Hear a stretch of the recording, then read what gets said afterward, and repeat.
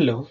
So in the previous section, we talked about the Kanban flow tool and how you can use it to record your time. Obviously, if you just record the time and don't take time to analyze the data, it's pointless. You might as well not have collected it. So in this particular video, we're going to see how to analyze the data, how to get insights from the data, and how to use the insights you've gained to improve your life continuously. So we're basically going to use a simple spreadsheet software to analyze the tool. You can either use Microsoft Excel or Google Sheets. Personally, I prefer Google Sheets because it's available online. You can access it from anywhere, from any computer, even if you don't have a local computer. And if your computer crashes, you basically still have your analysis.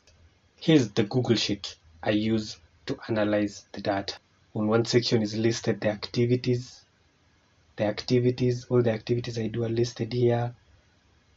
The dates are listed here, and the number of hours I've spent on that activity. So this particular spreadsheet template, by the way, I'll offer it in a link down below at the end of this particular lesson. It's based on a technique called the 12-week year. The 12-week year is a book. I read a book some time ago by Brian P. Moran called the 12-year week.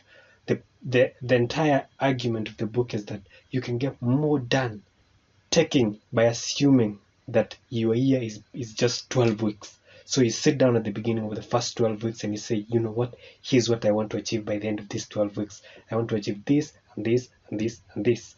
Then each week, at the end of the 12 weeks, you close the year, you start a new year. So basically, here's what I usually do. I create one spreadsheet. This spreadsheet, I record the data for 12 weeks. Once I'm done with the 12 weeks, I create another entirely new spreadsheet and start my next year. Like currently I'm in year 2. It's just a technique that I've learned recently and I'm going to keep it up. Okay, so let's take one example. We're going to take the example of meditation. We want to look at meditation. We want to record the data and draw insights from it. So let's go back to our Kanban flow tool. I'm in the board called TotalMan, which is a board that basically has activities I do on a daily basis.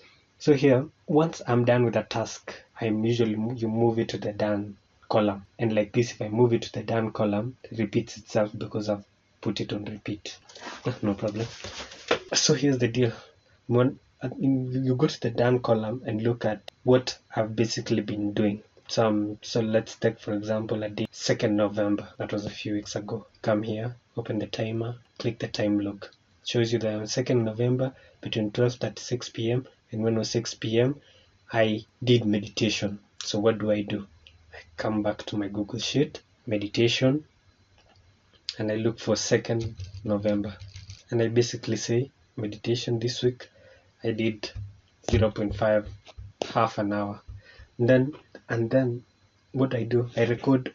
I go step by step for that particular week, recording each activity I did and how long it took me. Each activity I did and how long it took me, all the way from did I wake up that day, did I meditate that day, how long did I work on my project, did I do some software development, I record all of them. Then I add up and realize, oh, this day I worked only for 3 hours. This day I worked only for 8 hours. This day, of course, you can see I'm still not perfect. I'm struggling. My goal is to eventually be able to consistently work for 10 hours. But this day I did for that. Then that's the end of the week.